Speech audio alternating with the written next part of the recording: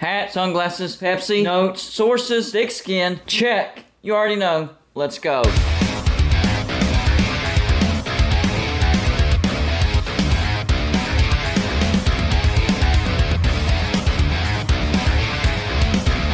Golden Blued is a college football YouTube channel for entertainment. So make sure to hit that like and subscribe button, and let's get into our next college football video. Well, so far, National Signing Day is being entertaining as usual. A lot of interesting things going on, including a lot of great flips, some hard commits, and Georgia, the rich keeps getting richer. Georgia is trying to nail down the #1 recruiting class, trying to overthrow Alabama, and it could happen. Georgia is marching their way to that #1 spot.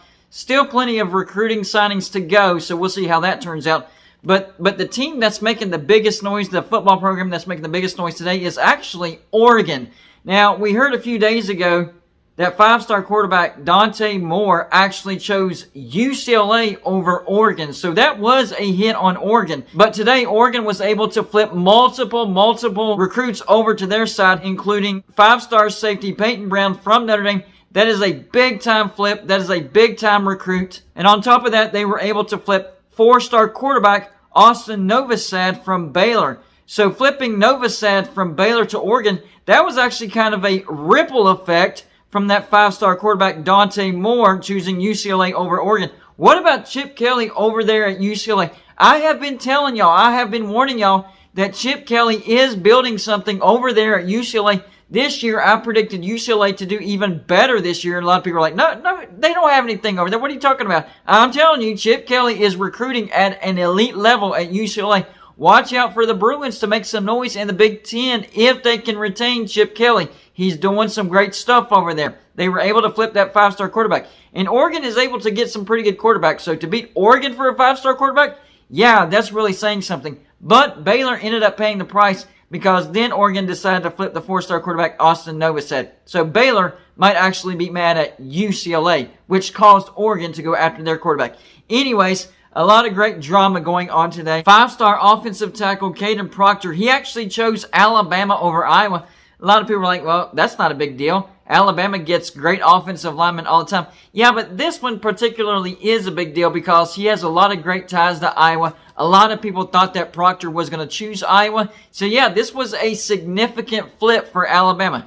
Speaking of Alabama, around 2:10 p.m. today, 5-star linebacker Jaquavius Rousseau, he chose Alabama. Same with 5-star defensive tackle James Smith, also chose Alabama. Their list was Alabama, Auburn, Florida, Georgia, and Alabama State.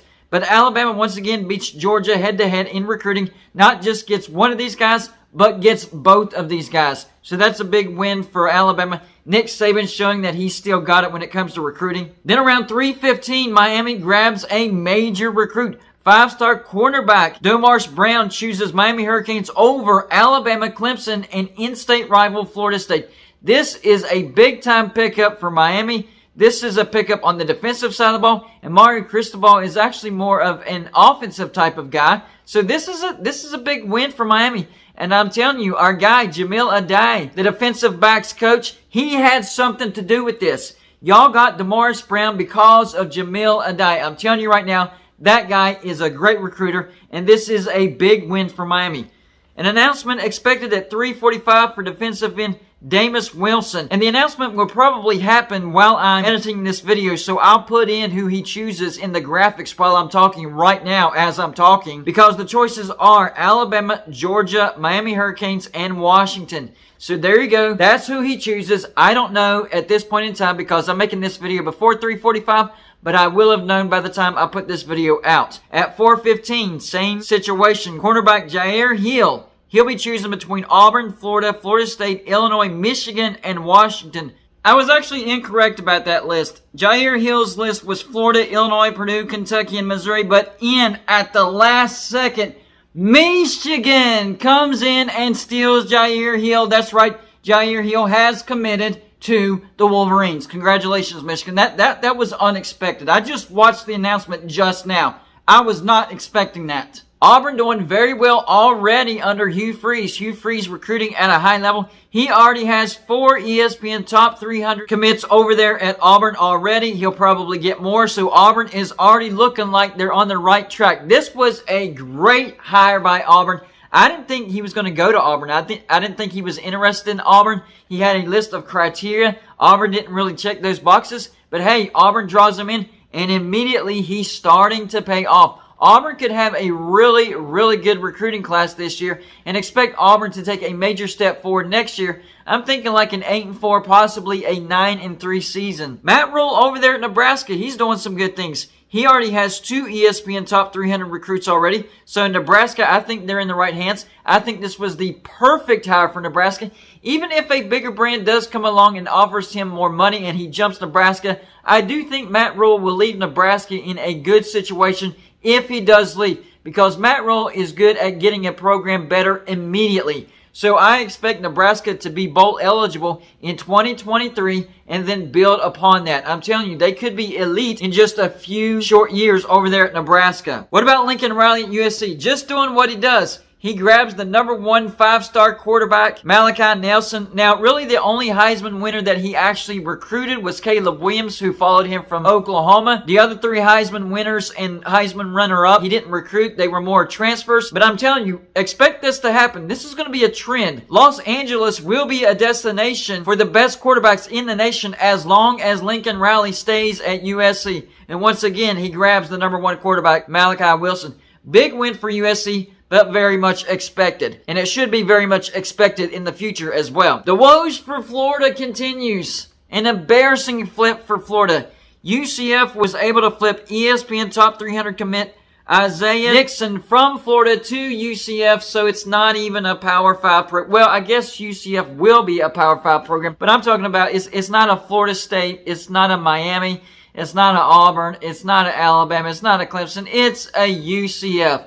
What is going on at Florida? Florida flopped in the first season under Billy Napier, 6-7, including getting drilled by Oregon State, which I predicted because it was a mismatch. How they beat Utah in the first game of the year, I have no idea. But this was not a good year for Florida, and it looks like that's translating over to the recruiting field. Not good, Billy Napier. Not good. You can't even beat UCF. So even though Miami Hurricanes have picked up some good recruits already, they're still on some pins and needles because there's still some big-time recruits out there that Miami is going after. And if they do choose Miami, Miami could have one of their best recruiting classes that they've had in about 10, 15 years. This could be a solid recruiting class. We'll see how the rest of the day goes for the Miami Hurricanes. Like I mentioned earlier, the rich get richer. Georgia is looking to get to that number 1 spot as far as the recruiting class goes. So Alabama's had a pretty solid day. I don't know if they're going to get knocked off that number 1 spot. Georgia is going to try to knock them off that number 1 spot. Georgia's having a good recruiting day. Miami, unexpectedly, in my opinion, is having a great recruiting signing day. And Oregon, in spite of losing that 5-star quarterback,